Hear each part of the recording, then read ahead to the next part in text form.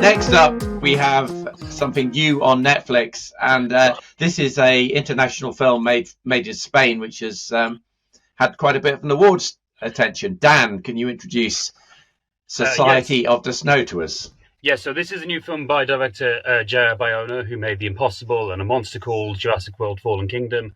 And it's a retelling of the true story of the 1972 Andes air disaster. Was told originally, well, it's been told in film numerous times, most famously in 1990's Alive, directed by Frank Marshall. This is, as I said, directed by Bayona, and it's much more of a... let's say it's not so much a disaster film as it is a film about personality and faith and so much more. Here's a clip. Yo no sé. Y aunque pasen por encima nuestro no van a ver. Pasa cuando el mundo te abandona. Cuando no tenés ropa, te estás congelando. ¡Vamos a llegar hasta arriba! Cuando no tenés comida y te estás muriendo. Yes. I must admit, I started watching this today, but I had to get to work on my taxes. And so I found it wasn't a film that I could be doing something else at the same time as watching it, given the subtitles and everything else. But yeah, it looked really, really interesting. What did you make of it overall, Dan? So I'm a huge fan of director Bayona. He's one of my favourite modern working directors. As a lover of old disaster movies, the Owen Allen films of the 1970s, I think he's the natural extension of those. With Yes. films like The Impossible, it's about tsunamis. With even Jurassic World: Fallen Kingdom, which I don't think is a good film, there's a massive volcanic eruption in it. With A Monster Called, you've got the real horror of losing a family member, and with this, you now have snow and avalanches. He's a brilliant director. And I was really hoping for the best from this. I've seen many reviews which said this is Bayona's best film. I don't think it is Bayona's best film. I think there are some pacing issues towards the middle of the film, but it's an extremely ambitious film. The sense of isolation that Bayona manages to create on top of this Andesian mountain with these characters that you really do end up caring about. I've never seen. I do own it. I've had it for many years, but I've never seen the film Alive, so I didn't know how this story panned out.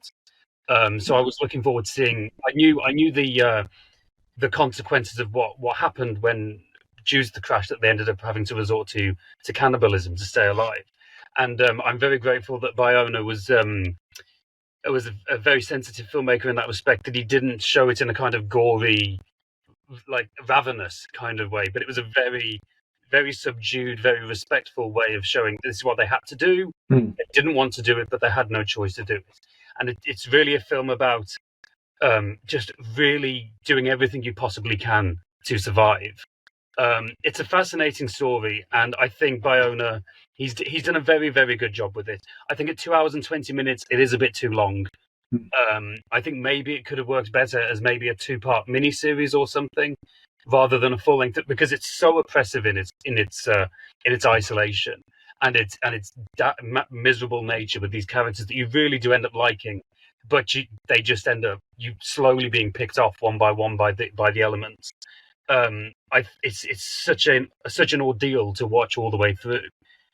But that is usually the case with Bayona's work, with The Impossible and especially A Monster Calls, which ripped my heart out when I saw it.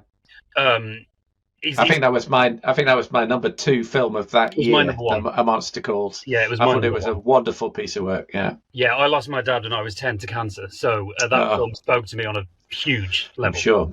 But he's a phenomenal filmmaker. I just wish that it had been a bit tighter in the middle.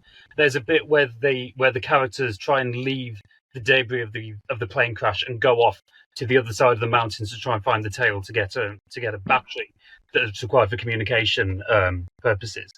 And they do it several times. And I understand that that's the story. It just felt a bit repetitive to me. I cared much more about the characters and the ordeals, both physically and psychologically, they were going through. But it's a good film. It's just not, as many people said, Bayona's best film by some distance. But I still enjoyed it. I still thought it was a very good film. Yeah, as I said, I didn't get to see the whole film, but I saw the beginning of the film, and boy, oh boy, that plane crash is something else in terms of the way he's filmed that. I've seen plane crashes in Hollywood before, like Castaway, for example, and they ain't anything like that. That really kind of brings it home to you, just the sort of terror of going through the process. So I thought that was really good, and I think the psychological elements of it were really being worked very, very well. So as I said, I just couldn't do something else and watch this film. I'm going to carve out time to actually watch it. Yeah, it definitely requires your full attention because, as I say, because of the nature of the story and how ruthless it is in it, the way it treats its characters. Obviously, as I said, it's a true story.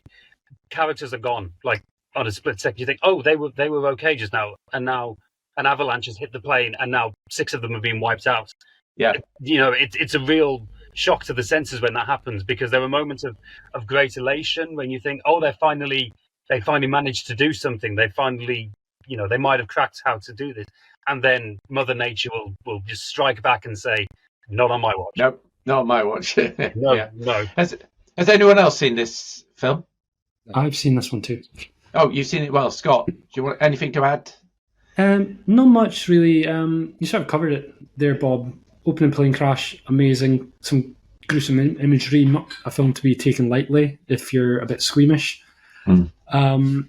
So yeah, enjoyed that. And as Dan said, I think I would have liked to see more on the psychological side of it. We do get some on the moral aspects of what they have to do to survive. As much as I enjoyed this, and like Dan, I'm a big fan of J. Bayona and Monster Calls. I love it.